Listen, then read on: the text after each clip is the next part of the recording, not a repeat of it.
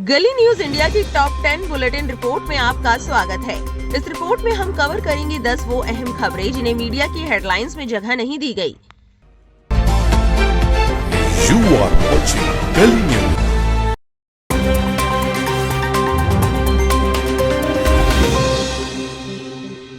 गली news India की top 10 bulletin में आपका स्वागत है। इस रिपोर्ट में हम कवर करेंगे इस हफ्ते की 10 वो अहम खबरें जिनको मीडिया की सुर्खियों में जगह नहीं मिली। चलिए अब बात करते हैं इस रिपोर्ट की पहली खबर के बारे में। जयपुर की चुनावी रैली में जब योगी आदित्यनाथ मंच पर पहुंचे तो माहौल पहले ही सियासी गर्मी से भरा हुआ था। पश्चिम बंगाल चुनावों के बीच उनका भाषण शुरू हुआ और कुछ ही मिनटों में ये चर्चा का बड़ा मुद्दा बन गया। योगी ने तृणमूल कांग्रेस पर जमकर निशाना साधा, राम भक्तों पर अत्याचार, तुष्टीकरण और भ्रष्टाचार के आरोप लगाए। उन्होंने यूपी का उदाहरण देते हुए कहा कि अब वहां सब कुछ शांतिपूर्ण है, न दंगे, न कर्फ्यू, न ही सड़कों पर नमाज या मस्जिदों से अजान की आवाज सुनाई देती है। भाषण खत्म होते होते बयानबाजी और तेज हो गई जब उन्होंने काबा की धरती नहीं बनने देंगे कहा। आपको बता दें कि ये मामला अब सिर्फ भारत तक ही नहीं रहा बल्कि देश से बाहर सऊदी अरब तक पहुंच गया। सऊदी अरब के मीडिया एडवाइजर सऊद हाफिज ने एक्स पर लिखा, इस चरमपंथी को सुनिए। उत्तर प्रदेश के मुख्यमंत्री योगी आदित्यनाथ अपने चुनावी भाषणों में कहते हैं कि बंगाल की जमीन काबा की जमीन नहीं बननी चाहिए। ये बात कोई सही तर्क नहीं है बल्कि लोगों को भड़काने का तरीका है। इसमें एक पवित्र धार्मिक जगह को डर की चीज बना दिया जाता है और ये दिखाने की कोशिश होती है कि मुसलमान किसी जगह के नहीं है। यही तरीका है जिसमें भेदभाव को राष्ट्रवाद के नाम पर दिखाया जाता है। असली मुद्दों की बात करने की बजाय धर्म के नाम पर डर फैलाया जाता है।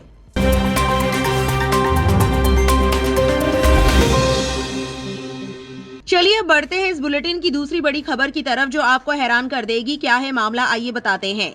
सत्यनिष्ठ आर्य का पतन, एक ऐसी कहानी जो खुद अपने अंदर कई सवाल छोड़ जाती है। सानिउर रहमान जो कथित तौर पर बांग्लादेशी नागरिक है, भारत आया और 2018 में उसका पासपोर्ट एक्सपायर हो गया। इसके बावजूद वो ऋषिकेश के लक्ष्मण झूला इलाके में चुपचाप एक साधु के रूप में रहने लगा। उसने अपनी पहचान बदलकर श्री सत्यनिष्ठ आर्य रख ली और जय श्री राम को अपनी सार्वजनिक पहचान बना लिया। लेकिन लंबे समय तक किसी ने उसे घुसपैठिया नहीं कहा। इस दौरान उस पर आरोप है कि उसने सोशल मीडिया के जरिए इस्लाम और ईसाई धर्म के खिलाफ आपत्तिजनक और नफरत भरे वीडियो बनाए और उन्हें फैलाया। क्रिसमस के मौके पर एक ईसाई परिवार को परेशान करने और Jesus is not our god जैसे नारे लगाने का भी उस पर आरोप है। साथ ही वो पेटीएम और गूगल पे के जरिए लोगों से पैसे भी इकट्ठा करता रहा। यानी एक ऐसा व्यक्ति जो कथित तौर पर अवैध रूप से देश में रहकर लगातार विवादित और भड़काऊ गतिविधियों में शामिल रहा। आखिरकार उत्तराखंड पुलिस ने उसे गिरफ्तार कर लिया और अब पूरे मामले की जांच की जा रही है। ये भी देखा जा रहा है कि वो कितने समय से भारत में बिना वैध दस्तावेजों के रह रहा था और उसकी गतिविधियों का दायरा कितना बड़ा था। इस पूरे घटनाक्रम के बाद एक बड़ा सवाल ये भी उठ रहा है कि वो इतने सालों तक बिना किसी कार्रवाई के कैसे सक्रिय रहा।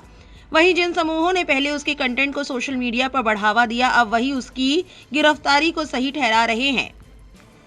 वहीं ऑल्ट न्यूज के सह संस्थापक और फैक्ट चेकर मोहम्मद जुबैर ने एक्स पर लिखा, ये वही सत्यनिष्ठ आर्य है जिसे हाल ही में गाजियाबाद यूपी में एक ईसाई पादरी और उनकी पत्नी को परेशान करते हुए और यीशु मसीही का मजाक उड़ाते हुए देखा गया था। उसके खिलाफ एफआईआर दर्ज हुई थी लेकिन वहां उसे गिरफ्तार नहीं किया गया था। उसे कई दक्षिणपंथी इन्फ्लुएंसर्स और नेताओं का समर्थन मिल रहा था क्योंकि वो मुसलमानों और ईसाइयों के खिलाफ नफरत फैलाता था। अगर आप उसका पेज देखें तो वो ईसाइयों और मुसलमानों को निशाना बनाते हुए वीडियो बनाता है और साथ ही भारतीय हिंदुओं से दान लेने के लिए अपना क्यूआर कोड भी शेयर करता है। ऋषिकेश पुलिस की जांच के दौरान पता चला कि वो 2016 से बिना वैध वीजा के भारत में गैर कानूनी रूप से रह रहा था। अपनी असली पहचान छिपाने के लिए उसने सत्यनिष्ठ आर्य के नाम से भारतीय आधार कार्ड बनवा लिया था। एसएसपी पवार ने बताया कि पुलिस टीम ने उसके दस्तावेजों की गहन जांच की और अन्य जानकारियां जुटाई। जांच में उसके पास से बांग्लादेश का पासपोर्ट, भारतीय पते पर बना आधार कार्ड, मोबाइल फोन, टैबलेट और अन्य सामान बरामद हुआ।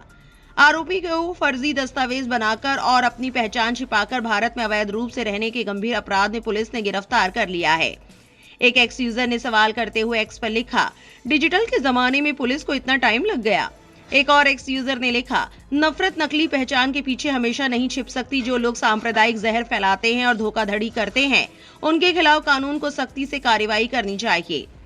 एक बात साफ करना जरूरी है कि ये जानकारी हमने एक्स पर जमा नाम के यूजर और मोहम्मद जुबैर के ट्वीट्स के आधार पर आप तक पहुंचाई है।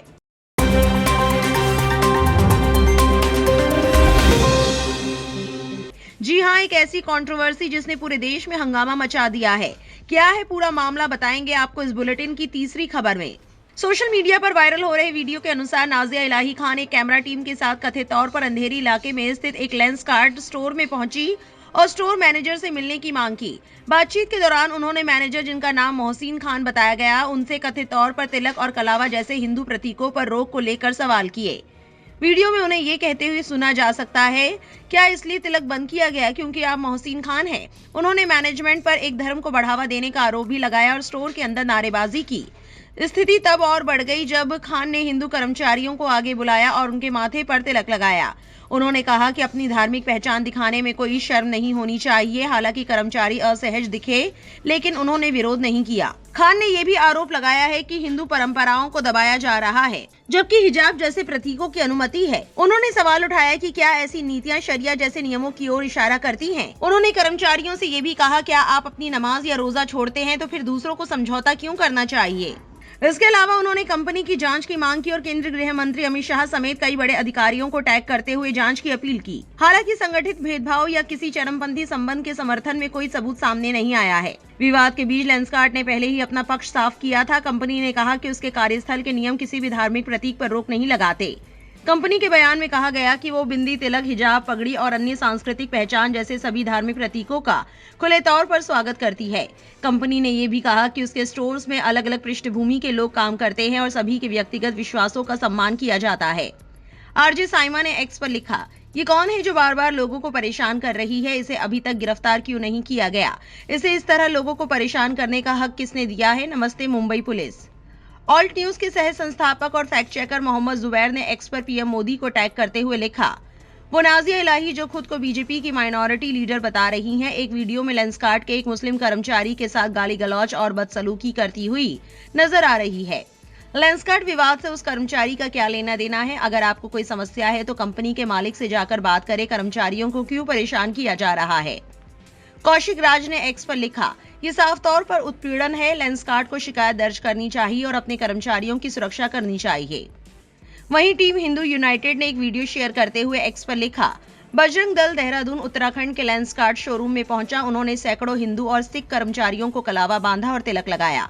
उन्होंने चेतावनी दी, अगर लेंसकार्ट हिंदू प्रतीकों की अनुमति नहीं दे सकता तो उसे किसी मुस्लिम देश में स्थानांतरित हो जाना चाहिए। कहा जा रहा है कि लोगों ने हिंदू संस्कृति और सभ्यता की रक्षा के लिए बजरंग दल के प्रयासों की सराहना की। इस पर स्वरा भास्कर ने एक्स पर लिखा, मोदी युग की सबसे बड़ी विरासत ये मानी जाएगी कि कैसे संघी गुंडों द्वारा नागरिकों के साथ बदसलूकी और उत्पीड़न को सामान्य बना दिया गया, उसे सही ठहराया गया और उसका समर्थन भी किया गया। इस तरह की सांप्रदायिक बदसलूकी आपकी सरकार के लिए बेहद शर्मनाक है। पुष्कर धामी, उत्तराखंड कॉप्स, क्या गुंडों और बदमाशों को खुली छूट मिल गई है? वे जो चाहे करे। आपको बता दें कि ऑनलाइन काफी विरोध और आलोचना के बाद चश्मा बनाने वाली कंपनी लेंसकार्ट ने माफी मांगी है और एक नया इन स्टोर स्टाइल गाइड जारी किया है, जिसमें कर्मचारियों को काम पर धार्मिक और सांस्कृतिक प्रतीक पहनने की इजाजत दी गई है।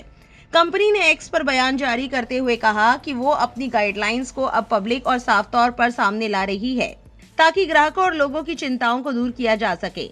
नई पॉलिसी में साफ साफ कहा गया है कि कर्मचारी अपने धर्म से जुड़े सभी प्रतीक पहन सकते हैं, जैसे बिंदी, तिलक, सिंदूर, कलावा, मंगलसूत्र, कड़ा, हिजाब और पगड़ी।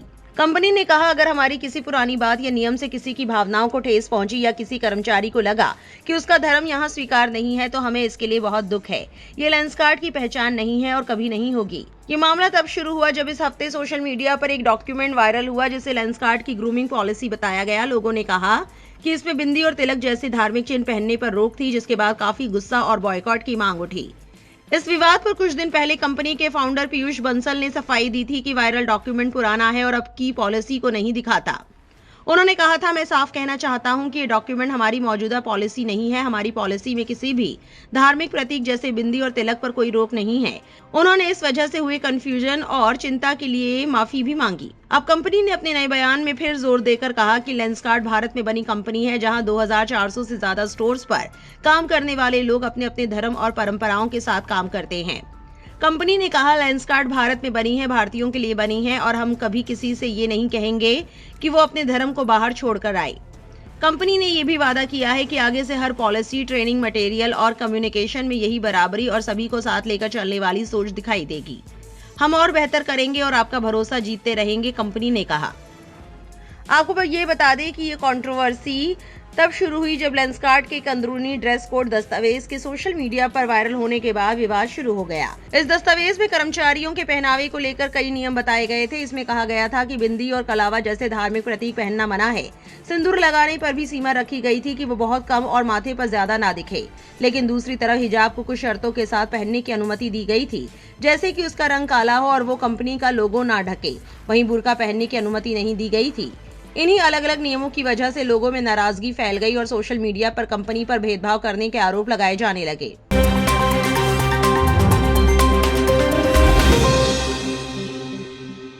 जिस तरह सोशल मीडिया पर आए दिन ऐसी कई वीडियो वायरल होती हैं जिनमें मुसलमानों के खिलाफ नफरत फैलाई जाती है, उन्हें गलत तरीके से पेश किया जाता है, वहीं एक ऐसी खबर सामने आई है जो इन धारणाओं को तोड़ती नजर आ रही है।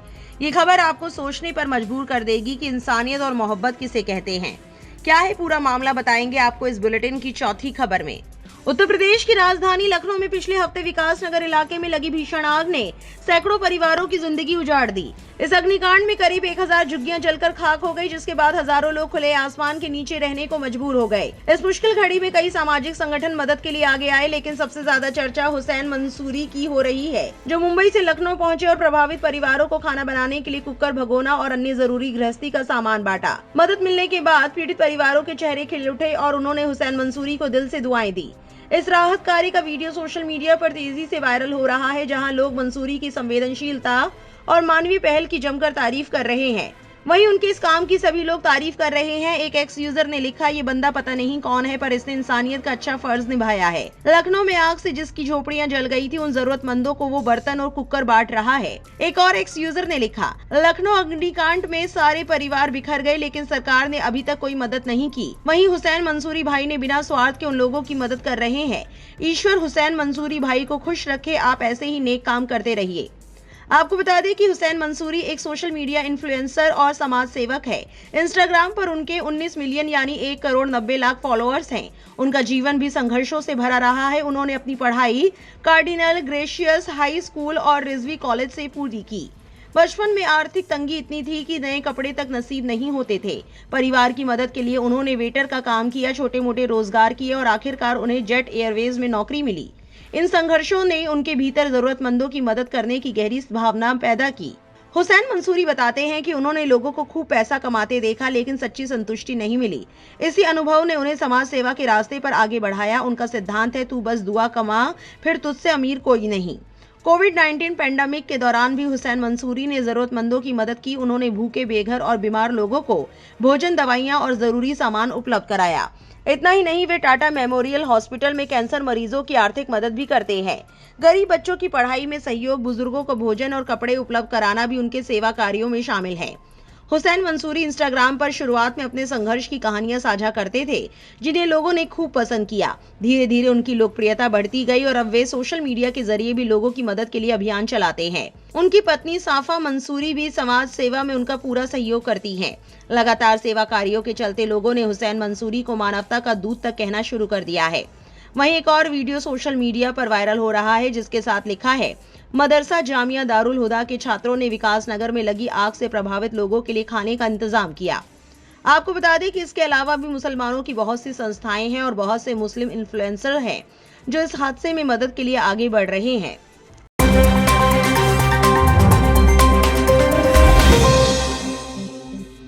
चलिए अब रुक करते हैं इस बुलेटिन की 5वीं खबर की तरफ, जिसमें हम आपको बताएंगे एक ऐसी वायरल कंट्रोवर्सी के बारे में जिसने यू टर्न ले लिया है।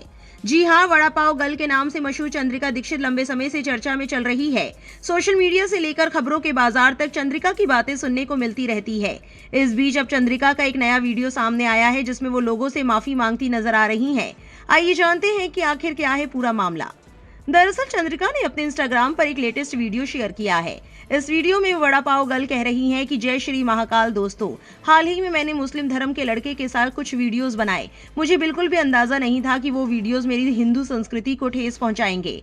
मैं सभी धर्मों का सम्मान करती हूं, लेकिन ये वीडियो मेरी हिंदू संस्कृति को ठेस पहुंचा देगी, ये मुझे बिल्कुल नहीं पता था। वड़ा पाव गर्ल ने आगे कहा कि जाने अनजाने में मुझसे जो गलती हुई है उसके लिए मैं माफी मांगती हूँ। मैं अपनी हिंदू संस्कृति को कभी नीचे नहीं दिखाना चाहती थी और मेरा धर्म सबसे बड़ा है। तो आज के बाद मेरी वीडियो में कभी कोई मुस्लिम लड़का नजर नहीं आएगा, ना मैं किसी मुस्लिम लड़के के साथ वीडियो बनाती नजर आऊंगी। हर हर महादेव। इस वीडियो को शेयर करते हुए चंद्रिका ने इसके कैप्शन में लिखा है कि मैं सनातनी हूँ और रहूंगी। अब इस वीडियो को देखने के बाद यूजर्स ने इस पर अपना रिएक्शन दिया है। कोई इसे ड्रामा बता रहा है तो किसी का कहना है कि अब कोई नई कहानी आने वाली है। कुछ लोगों का तो ये भी कहना है कि आप इंस्टाग्राम ही छोड़ दो। इस तरह हर कोई वीडियो पर अपना रिएक्शन दे रहा है। एक एक्स यूजर ने लिखा, इस तरह के लोग व्यूज के लिए कुछ भी करते हैं। पहले मुस्लिम लड़के के साथ वीडियो बनाकर व्यूज लिए, अब हिंदुओं से माफी मांगकर व्यूज ले रही है। इनके चक्कर में ना पड़े। एक यूजर ने एक्स पर लिखा, गलती से ज्यादा बड़ा काम उसे मानना और माफी मांगना होता है। अब लोगों को भी बात बढ़ाने नहीं, समझदारी दिखाने की जरूरत है। एक और एक्स यूजर ने लिखा, इनकी प्रशंसा बंद होनी चाहिए क्योंकि ये लोग निजी फायदा के लिए बोलते हैं, फिर माफवीर बन जाते हैं। गौरतलब है कि लंबे समय से चंद्रिका का उनके पति के साथ विवाद चल रहा था। इस बीच वड़ा पाव गर्ल सैफी नाम के लड़के के साथ वीडियोस शेयर कर रही थी। सोशल मीडिया से लेकर खबरों के बाजार तक ये वीडियोस छाए हुए थे, लेकिन अब चंद्रिका और युगम साथ आ गए हैं। हालांकि पूरी कहानी और इसकी पीछे की वजह कोई नहीं जानता कि ये पूरा ड्रामा क्यों किया गया, लेकिन लोग इसे सिर्फ व्यूज के लिए बता रहे हैं।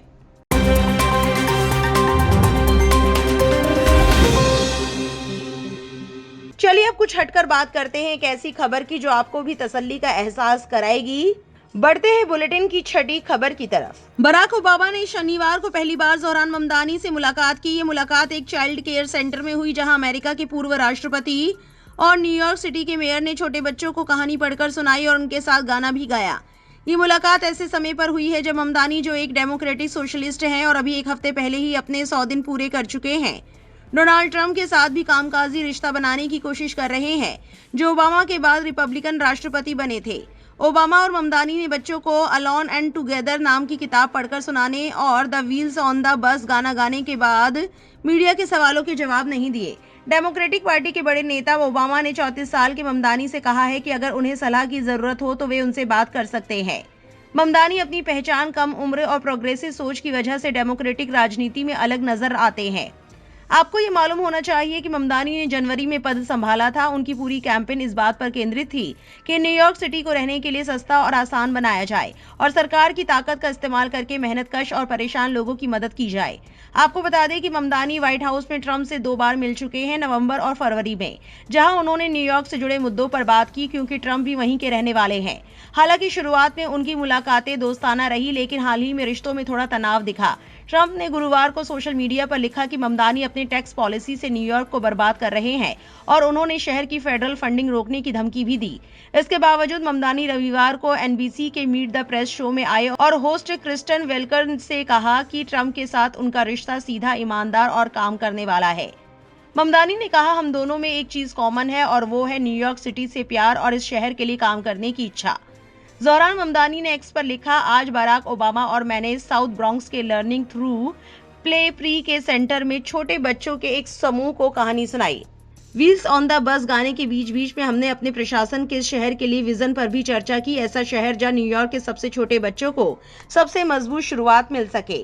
वहीं उमा शंकर सिंह नाम के एक्स यूजर ने लिखा, न्यूयॉर्क के मेयर ज़ोहरान ममदानी ने ट्रंप सरकार की नीतियों की आलोचना करते हुए कहा है कि हम एक ऐसे केंद्र सरकार की बात कर रहे हैं जिसने हजारों लोगों को मारने में करीब 30 बिलियन खर्च किए हैं, एक ऐसे समय में जब इस देश में काम करने वाले लोग अपना कम से कम खर्चा भी नहीं उठा सकते।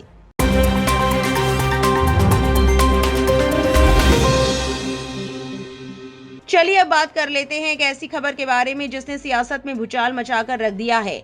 जी हां, एक ऐसी वीडियो जिसने कई सवाल भी खड़े कर दिए हैं। क्या है इस वीडियो में ऐसा, बताएंगे आपको इस रिपोर्ट की 7वीं खबर में। बीजेपी सांसद और केंद्रीय मंत्री अनुराग ठाकुर का एक वीडियो सामने आया। वीडियो में वो मछली खाते हुए नजर आ रहे हैं। उन्होंने मीडिया से बातचीत करते हुए कहा, इंडिया में किसी के बोलने पर, खाने पर और पूजा पर कोई प्रतिबंध नहीं है। इतना ही नहीं, बंगाल में मछली का मुद्दा इतना बढ़ गया कि पीएम नरेंद्र मोदी ने भी एक रैली में कहा कि सत्ता में 15 साल बिताने के बाद भी तृणमूल कांग्रेस आपको मछली जैसी बुनियादी चीज भी उपलब्ध कराने में नाकाम रही है। यहां तक कि मछली भी राज्य के बाहर से मंगवानी पड़ती है। माने कुल मिलाकर टीएमसी और बीजेपी के लिए मछली पॉलिटिक्स सबसे बड़ा मुद्दा बना हुआ है। एक तरफ टीएमसी कह रही है बीजेपी आपकी थाली बदल देगी, दूसरी तरफ बीजेपी कह रही है टीएमसी आपकी थाली भर ही नहीं पाई। कुल मिलाकर ये खाने की प्लेट से वोट की पॉलिटिक्स तक का सफर बना हुआ है। अब देखना ये है कि वोटर किसकी थाली पर ज्यादा भरोसा करते हैं। अनुराग ठाकुर की मछली खाते हुए वीडियो देखकर सोशल मीडिया पर हंगामा मच गया है। महुआ मोइत्रा ने एक्स पर तंज कसते हुए लिखा, हेलो अनुराग ठाकुर, अच्छा लगा देखकर कि आप बंगाल में मछली का आनंद ले रहे हैं। चिंता मत कीजिए, ये कोई फ्रंटलैंड नहीं है। आप हुगली नदी पर रिवर क्रूज का मजा लेते हुए मछली भी खा सकते हैं बिना गिरफ्तार हुए। अखिलेश यादव ने ट्वीट किया, तस्वीरें तो पर्दाफाश करती है, वो अक्सर बेनकाब करती है। वचन और चलन का भेद ही भाजपाइयों की गुप्त पहचान का खुला राज है। नीमो यादव ने एक्स पर लिखा, कोई भी हिंदू मंगलवार के दिन नॉनवेज नहीं खाता, लेकिन यहाँ खुद को हिंदू नेता बताने वाले अनुराग ठाकुर मंगलवार के दिन माथे पर तिलक लगाकर मछली खा रहे हैं, सिर्फ हिंदुओं का मजाक उड़ाने के लिए। प्रोफेसर नुरुल ने एक्स पर लिखा, आज ट्यूसडे है, दिल्ली में बीजेपी का एक विधायक कभी कभी नॉनवेज की दुकानें बंद करवाता है, लेकिन वहीं अनुराग ठाकुर वेस्ट बंगाल में बैठकर मछली खा रहा है। किसी की आस्था की भावनाएं नहीं आहत होनी चाहिए।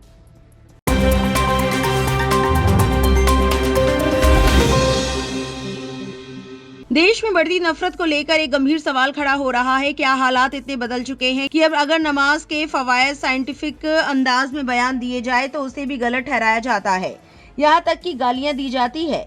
ऐसा ही एक मामला हम आपको बताएंगे इस बुलेटिन की 8वीं खबर में। नमिता थापर इन दिनों सोशल मीडिया पर चर्चा में है। एमक्यूर कंपनी के डायरेक्टर और शार्क टैंक इंडिया की जज नमिता को उनकी एक रील की वजह से काफी ट्रोल किया जा रहा है। 25 मार्च को उन्होंने इंस्टाग्राम पर एक रील शेयर की थी, जिसमें उन्होंने नमाज पढ़ने से सेहत को होने वाले फायदों के बारे में बात की थी। उन्होंने कहा कि नमाज एक तरह की फुल बॉडी एक्सरसाइज है, जिससे शरीर में लचक आती है और ब्लड सर्कुलेशन बेहतर होता है। ये घुटनों और जोड़ों के लिए भी अच्छा है। उन्होंने ये भी बताया कि नमाज में ध्यान लगाना पड़ता है, जो मेडिटेशन जैसा होता है और दिमागी सुकून के लिए अच्छा है। साथ ही वज्रासन जैसी पोजीशन में बैठना हाजमे के लिए फायदेमंद होता है। नमिता के मुताबिक दिन में 5 बार नमाज पढ़ने से रोज की भागदौड़ से थोड़ा ब्रेक मिलता है और लोगों के साथ जुड़ाव भी बढ़ता है। इस रील के बाद सोशल मीडिया पर अलग अलग तरह की प्रतिक्रियाएं आई। कुछ लोगों ने उनकी बात का सपोर्ट किया तो कुछ ने उनकी आलोचना की। एक यूजर ने लिखा, लगता है तुम अपने पिता की कंपनी के लिए खाड़ी देशों से फंडिंग चाहती हो, इसलिए उन्हें खुश कर रही हो। उन्होंने ये भी लिखा कि बॉयकॉट शार्क टैंक। एक और यूजर ने लिखा, अब अपने उन्हीं दोस्तों को हनुमान चालीसा के फायदे के बारे में भी समझाओ और हमें उनकी प्रतिक्रिया भी बताओ। वहीं अब आपको बता दें कि करीब 3 हफ्ते बाद नमिता थापर ने इस मामले पर अपनी बात रखी। उन्होंने एक वीडियो शेयर कर बताया कि उन्हें लगातार ट्रोल किया जा रहा है और उन्हें ही नहीं, उनकी मां को भी गंदे कमेंट्स मिल रहे हैं। नमिता थापर ने वीडियो में कहा, नॉन स्टॉप और मेरी डार्लिंग मॉम को भी गंदे गंदे नाम दे रहे हैं, किस लिए? सिर्फ नमाज से स्वास्थ्य को होने वाले फायदे पर रील बनाने के लिए। नमिता आगे कहती है, मुझे सिखाया गया है कि हमें सभी धर्मों का सम्मान करना चाहिए और आप इस तरह सम्मान करते हो, खासकर के महिला को लेकर। आरक्षण बिल पास नहीं हुआ तो सब कहते हैं, लेकिन जब 2 महिलाओं का ऐसा अपमान होता है तो फिर चुप्पी क्यों? मैं बहुत पहले ही सीख चुकी हूँ कि आपके लिए कोई नहीं बोलेगा, आपको अपने लिए खुद बोलना होगा। मेरे सभी ट्रोलर्स को कह देना चाहती हूँ कि आप चालू रहो, लेकिन याद रखना कि मुझे हिंदू होने पर गर्व है और हिंदू धर्म में कर्म की अवधारणा है। आप अपनी अक्लमंदी से चालू रहो, क्योंकि भगवान देख रहा है। उन सभी पढ़े लिखे गौरवान्वित हिंदू लोगों से कह देना चाहती हूँ जो मानते हैं कि सभी धर्मों और महिलाओं का सम्मान होना चाहिए कि मेरी नेगेटिव रील्स बहुत वायरल हो गई, अब इसे वायरल करके दिखाइए। नमिता ने वीडियो शेयर करते हुए एक्स पर लिखा, मैं सुबह 6:30 बजे बॉम्बे के लिए निकली एक मेहनती प्रोफेशनल की तरह और 7 बजे गाड़ी रोककर ये रील बनाई, क्योंकि अब मुझे समझ आ गया है कि चुप रहना कोई अच्छी बात नहीं है और जब आपके साथ गलत या बेइज्जती हो तो बोलना जरूरी है। हाँ, अगर किसी भी काम की जगह पर इंसानी हक के खिलाफ कुछ गलत होता है तो मुझे और हम सबको उसके खिलाफ आवाज उठानी चाहिए। मुझे पर्सनल ट्रोलिंग से फर्क नहीं पड़ता, मैं पिछले 5 साल से इसकी आदी हूँ, खासकर शार्क टैंक के बाद से। लेकिन इस रील का मकसद सिर्फ इतना है कि इस देश के सभी गर्व करने वाले भारतीय आगे आएं और जब भी कुछ गलत देखें तो इंसानियत और देशभक्ति के लिए आवाज उठाएं।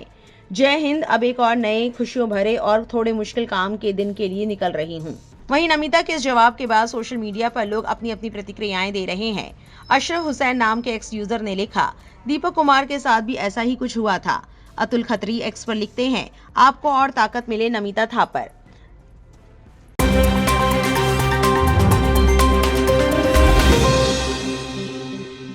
नफरती चिंटुओं की हरकत से जुड़ा एक और ऐसा मामला सामने आया है जिससे अंदाजा होता है कि उनके दिल में मुसलमानों के लिए कितनी नफरत है। सोशल मीडिया पर शनिवार को एक वीडियो वायरल हुआ जिसमें ग्रेटर नोएडा की गौर सिटी 2 में देर रात एक आदमी और एक मुस्लिम कपल के बीच झगड़ा होता हुआ दिख रहा है। पुलिस ने बताया कि उस आदमी को अब गिरफ्तार कर लिया गया है। ये घटना गुरुवार देर रात गौर सिटी 2 के व्हाइट ऑर्किड मार्केट में हुई। आरोपी की पहचान मुकेश कुमार के रूप में हुई है, जो चिपियाना बुजुर्ग के रामश्याम इंक्लेव का रहने वाला है। पुलिस के मुताबिक झगड़ा तब शुरू हुआ जब मुकेश कुमार ने इमरान और उनकी पत्नी के उसके कार के पास खड़े होने पर आपत्ति जताई, जिसके बाद दोनों के बीच बहस हो गई। आरोपी ने उनके कार के पास खड़े होने पर ऐतराज किया, जिससे विवाद शुरू हुआ। शिकायतकर्ता इमरान की दी गई शिकायत के आधार पर केस दर्ज किया गया। बिसरख थाने के SHO KG शर्मा ने बताया, पुलिस का कहना है कि उस समय आरोपी शराब के नशे में लग रहा था। वो वहीं पर शराब पी रहा था और किसी बात को लेकर बहस हो गई। हमने उसे मौके से ही गिरफ्तार कर लिया और उसके खिलाफ NCR के तहत केस दर्ज किया, ACP पवन कुमार ने कहा। वायरल वीडियो में आरोपी को लोगों से घिरा हुआ और तेज बहस करते हुए देखा जा सकता है। वीडियो में आसपास के लोग उसके व्यवहार पर सवाल उठा रहे हैं और कुछ लोग ये भी आरोप लगा रहे हैं कि वो शराब पीकर लोगों को उनके धर्म की वजह से परेशान कर रहा था। वीडियो में आवाजें सुनाई देती हैं जैसे तुम्हें सवाल पूछने का कोई हक नहीं है, जबकि एक और व्यक्ति आरोप लगाता है कि वो आदमी शराब पीकर लोगों को परेशान कर रहा था। पुलिस ने बताया कि आरोपी के खिलाफ भारतीय नागरिक सुरक्षा संहिता की कई धाराओं में मामला दर्ज किया गया है। धारा 170 का मतलब है किसी अपराध को रोकने के लिए गिरफ्तारी, धारा 126 शांति बनाए रखने के लिए सुरक्षा से जुड़ी है और धारा 135 जानकारी की सच्चाई की जांच से जुड़ी है। आगे की कानूनी कार्रवाई जारी है। वहीं इस पूरे मामले से जुड़ी इस खबर ने सोशल मीडिया पर हंगामा मचा दिया है। राहुल नाम के एक्स यूजर ने लिखा, 16 अप्रैल को नोएडा के गौर सिटी 2 में एक शराबी आदमी एक मुस्लिम कपल को परेशान कर रहा था, क्योंकि उनमें से एक ने बुर्का पहना हुआ था। सौम्या S नाम की एक लड़की ने उस आदमी का सामना किया। अब उसे वही करने के लिए जो करने की हिम्मत ज्यादातर लोगों में नहीं होती। दक्षिणपंथी लोग सोशल मीडिया पर ट्रोल कर रहे हैं। सौम्या के साथ मेरी एकजुटता है। वहीं फैक्ट चेकर मोहम्मद जुबैर ने X पर लिखा, अपडेट, सौम्या S को अब गालियां दी जा रही हैं और धमकियां मिल रही हैं, क्योंकि उन्होंने एक मुस्लिम कपल का साथ दिया था जिन्हें एक नशे में धुत आदमी परेशान कर रहा था। सचिन गुप्ता नाम के X यूजर ने लिखा, मैं मुल्ली हूं, मैं मुस्लिम हूं, मैं कन्वर्टेड हूं, मुझे गंदे गंदे थ्रेट आ रहे हैं, मेरा रेट पूछा जा रहा है। ग्रेटर नोएडा में मुस्लिम लड़की से बदतमीजी कर रहे युवक का विरोध करने वाली लड़की सामने आई। इसी लड़की ने उस दिन ये वीडियो शूट किया था। अब इस लड़की को गंदे गंदे मैसेज इंस्टाग्राम पर मिल रहे हैं।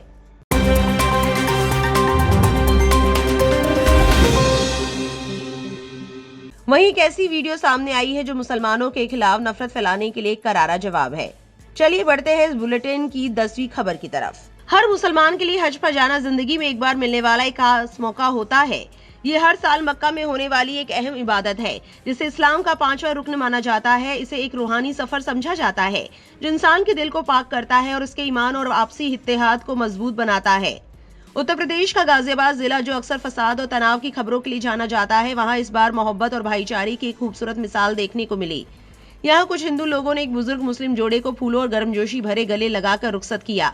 इस पूरे वाक्य का वीडियो सोशल मीडिया पर सामने आया, जिसमें हिंदू लोगों ने फूलों की माला पहनाकर खुशियों के साथ उस जोड़े को हज 2026 के लिए एयरपोर्ट रवाना करते हुए नजर आ रहे हैं।